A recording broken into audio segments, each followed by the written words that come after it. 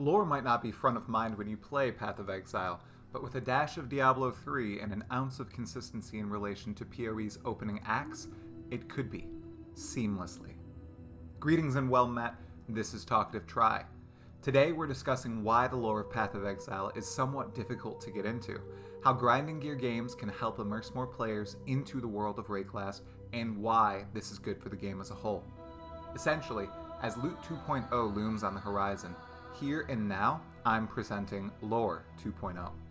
Instead of lore staying quite separate from the primary gameplay of PoE, I have an idea of how GGG can beautifully weave it into Path of Exile while continuing to give players a choice in how and when they interact with the game's story. Luckily, it's very similar to how the latest Atlas overhaul gives players complete creative freedom with how they engage with the Atlas of Worlds. The same could be done for lore. Let's begin with unique items. Lore is scattered all around Path of Exile. Some of it is easy to access and quick to understand, like the flavor text of a unique item or divination card.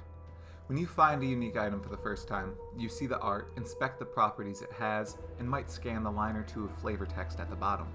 Sometimes the flavor text is absolutely excellent, revealing a mystery about the world of Wraeclast or a person or monster within it. Other times, it's a one-liner that's either too cryptic for even the greatest scholars among us to understand, or something that makes everyone pause a moment to ponder. Some items have quotes from in-universe characters. They range from poignant to downright forgettable. In the simplest scenarios, it's literally its definition, flavor text, meaningless to us and the greater world as a whole. Here are a few examples. First up, Kracian's Carapace. Its flavor text reads, "The first of the deep was the first of all. It was he who conquered the waves, who stood guard as land rose from sea." This chest piece is a great representation of the mysterious lore unique items can provide. It alludes to the creation of the world, and which of the first ones was in fact the first one of them. Moving on to Devoto's Devotion. "Swift as thought are the actions of man, when borne on wings of divine providence." It's a thought-provoking line, mocking how humans are quick to judge and act when backed by religious fervor. Now, let's look at From Dust. Quote, "Would you leave an orchard of apples to rot unharvested? A cemetery is no different." End quote. Cadavras, Surgeon to the Umbra. No explanation needed here. This just gives color to a character in the land of Wraeclast, and it rocks. Finally, Dreadarch. "The fastest way to a man's heart is through his sternum." Clever, funny, concise. A great loreless flavor text. Do you see what I mean? How lore is communicated through items is excellent and doesn't need to change. It doesn't hurt either party, those who enjoy lore and those who don't care about it at all. Learning about lore through items requires effort, albeit a little, from the player to go and find it. That's not the case for most of the rest of the lore in Path of Exile, and that's the primary problem. It's difficult to become truly invested into the lore of PoE because of the high barrier for entry. This path leads us away from items and onto the next subject. Other than items, lore in PoE is communicated through two other mediums. The game showing us lore through environments, monsters, and characters, essentially through the art and gameplay. This is great, but it's difficult to really dive deep with this style. The other medium, the game telling us about Wraeclast, is what we'll save for last. Let's talk showing and look at an example. Imagine we're a player who has not sought out any lore. We're just someone who has played the game as is, listening to gameplay dialogue, and watching their screen as they progress. We'll use the Searing Exarch storyline, a quest any PoE player deeply invested in the game will likely experience and know. We finish the campaign by slaying Kitava and voyage to the Karui shores. We click on Kirak, zoom through the dialogue, and begin mapping. Eventually, we get a quest to seek out the Searing Exarch by completing maps. Okay. We struggle through white and yellow maps and receive a beacon of some sort that can summon the Searing Exarch's forces to our map. When we use it, our maps are indeed invaded by fiery beasts, furnace-like environmental objects, and altars that imbue our enemies and harm ourselves. After battling his forces for a while, we find a Polaric invitation. Interesting dichotomy, as he's supposedly a being of fire and ash, but polaric areas are typically icy. We use it in the map device and end up fighting a beautiful creature in a far-off void of space called the Black Star. She makes copies of herself, wields the power of fire and ice, and, oh my, she's an enemy of the Maven, someone who has watched us in a few maps, but never the ones invaded by the Searing Exarch. In fact, the Maven eggs us on during the encounter. We defeat the Black Star, and not much lore comes from it. Our quest says we must continue looking for the Searing Exarch in higher tier maps, so we do. Eventually, we find an incandescent invitation. This is it. The conflict against the Searing Exarch is coming to a head. We place the invitation into our map device and enter the Searing Exarch's domain, which is called the Absence of Patience and Wisdom. The arena is square, surrounded by bubbling lava, corpses covered in ash, and dominated by a massive symbol, kind of shaped like an eye. It seems familiar to us, but we probably cannot place it exactly. Have we seen it before in Oriath or something? I don't know, it's been a while. The Searing Exarch, too, is an enemy of the Maven, who he calls a hatchling. We begin the fight, and this time the Maven truly interferes, destroying flaming boulders that attempt to roll over and squish us. Other than the beginning of the fight when he calls the Maven our friend, a hatchling, he doesn't really utter anything of value. He just keeps repeating, "Incineration, the fire of 1,000 blazing suns, disintegration and annihilation," over and over. He sounds badass. He sounds intimidating. He sounds awesome, but he's not providing much lore throughout the fight as opposed to, say, Solaris or the Shaper. When we defeat him, that's it. Our quest dings, we go and zoom through Kirak's dialogue, and the quest is over. We get some Atlas points for our effort. Nice. That brief scenario is how, seemingly, most Path of Exile players experience lore in the game. They zoom through great dialogue like Kirak's, don't really read the flavor text of items, and only experience what the game shows to them. In the case of the Searing Exarch, the game shows us a questline, map invasions, a mini-boss in a far-flung void, the Maven becoming our ally, and the final battle against him and his blazing domain. Showing can only accomplish so much on its own, and I'm not ragging it. Sometimes PoE does this very well, such as the musings of the mysterious voice when we interact with a Mirror of Delirium, nearly every encounter with the Shaper, and the hilarious banter between rogue companions in Heist. However, there could be so much more smoothly injected if only Path of Exile followed its own ideas and borrowed a bit from its inferior rival, Diablo 3. What am I talking about? The all-important ability of a game to not only show, but to tell a player about its world. Not in a terrible way, though. In a seamless, fluent, spectacular medium that enhances the gameplay experience. It shouldn't hinder it in the slightest. How could GGG do that? Well, before we explore that idea, let's quickly look at how the game tells us its lore currently.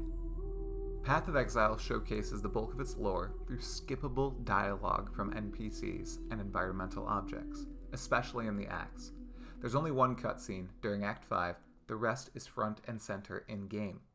The voice acting for this dialogue is incredible. It does not disappoint. The writing is enveloping too, the lore truly immersive and vast. However, most Path of Exile players don't want to sit and listen to an NPC talk as text slowly moves across their screen. It doesn't matter how witty, terrifying, or inspiring the dialogue is, players will not sit and listen to it. But there's a solution, something that occurs in Path of Exile a bit and is a staple of Diablo 3, my favorite part of that game that I otherwise dislike. In PoE's early acts, there are environmental objects peppered across each zone. Some of them recount epics like Lion's Arc, others are just flavor for the current map. When a player clicks on them, the dialogue begins eerie and involved.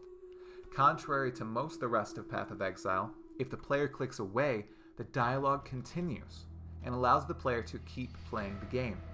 They're being told the story while slaying monsters, gathering loot, and amassing power. This is awesome, and it disappears later in the game. For example, if you click on one of the Conqueror's journals and begin listening to the mad Alhazmin speak, or Sirius wax poetic about Zana, then click to move away, the dialogue stops. It halts. It's jarring.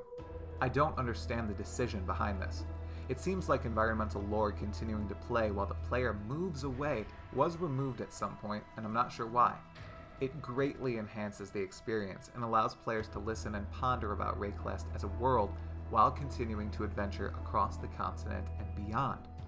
GGG obviously puts quite a bit of thought and work into the lore of their game, so why only ensure environmental objects and perhaps even dialogue continues playing in the background unless another dialogue-based item is touched? Why not steal from Diablo 3 and implement a journal capable of gathering this lore, this knowledge, and allowing the player to play it back and listen to it as they map, or just sit and trade in their hideout? This is how GGG can truly immerse more players into the world of Wraeclast, and therefore invest them more into the entire Path of Exile experience. This is the way. This is Lore 2.0. Imagine this. There's a new panel available to us players, the Archive. Every time you interact with an NPC or an environmental object, it adds their dialogue to this panel and allows you to replay and listen to it anywhere in game. This is what Diablo 3 does with excerpts from Deckard Cain and other vital characters. So, you venture through Wraeclast, finally reach the Atlas, and interact with Solaris's journals, but would like to listen to them while you map and listen to them all together, not one by one, many maps apart. Well, once you've touched all of them, you unlock Solaris's complete journal in the Archive and can listen to it as you map, maybe even right before fighting this Awakener of Worlds himself. Suddenly, you fully understand his story. You know why you're fighting him and how he fell as a fellow exile to the Elder and, eventually, himself. The same goes for dialogue with other NPCs. I'd love to listen to Oshabi explain Izmiri culture, what the Sacred Grove is, and how we do not need the fruit, only the juice, while grinding 5 ways. How about hearing Azaro talk? Just that. Nothing else. I just want to hear his voice. If this approach was taken, it could definitely enhance existing and new stories too. Back to the Searing Exarch example. Right now, he's quite mysterious as a character, but what if all those non-interactable objects his influenced invasions added to maps could sometimes be interacted with? We could touch a cauldron identified with the same weird symbol carved into the Searing Exarch's battleground, and learn a bit about his origins. It wouldn't need to lessen the mystery surrounding him, it could greaten it, and could help explain why the Maven and him are rivals, besides the whole she wants the Atlas for herself and she's a hatchling story. Surely, there's more behind these eldritch entities, especially if the Exarch calls the Maven a hatchling and has been around for untold eons. It had become quite the quest to collect all the lore on your account, and assuredly would be an excellent way to get players to care more about the telling portion of Path of Exile's lore. It had become another reason to play a league, too. Figures like the last to die from Scourge League shouldn't fade into obscurity. She was such a cool character. Let's not even dive into the supposedly legendary lore woven into Synthesis League, a league I wasn't present for, as I began playing in Blight. From what I understand, most of that amazing lore is no longer in Path of Exile. With the Archive, it could be for those who played and they could share it with others. Nowadays, you need to dig to find anything about Synthesis and the memory fragments dropped throughout Wraeclast. It's a shame. Path of Exile's lore is fantastic. Not enough people understand that, and it's because of the way the lore is implemented into the game. It requires the player to dive in and immerse themselves with very little assistance from grinding gear games. Alone, showing doesn't function well enough. It needs an assist from telling. For the time being, I don't see this being implemented in the campaign of Path of Exile 1. However, with Path of Exile 2 on the horizon, it's a possibility. Please, I ask you GGG, assist the players who don't already love your world. Help them by pondering over the ideas presented in this video. Standardizing how environmental objects work would be a great start, and implementing something like the Archive would cement PoE's lore in the forefront of many folks' minds. Truly, a little bit of investment and a bit of highway robbery of Diablo 3's few good presentation ideas would go a long way in propelling Wraeclast lore into the hearts and minds of many Path of Exile players. Thanks for watching. If you'd like to support the channel, go ahead and like the video, subscribe with the sub notification bell on for more content, and drop a comment below. What are your thoughts on the current presentation of lore in Path of Exile? Would you like to see something akin to the archive? How about the standardization of environmental objects across all of Wraeclast? Or is lore given in an appropriate way presently? Let me know. Well, until the next video, farewell, fellow exile.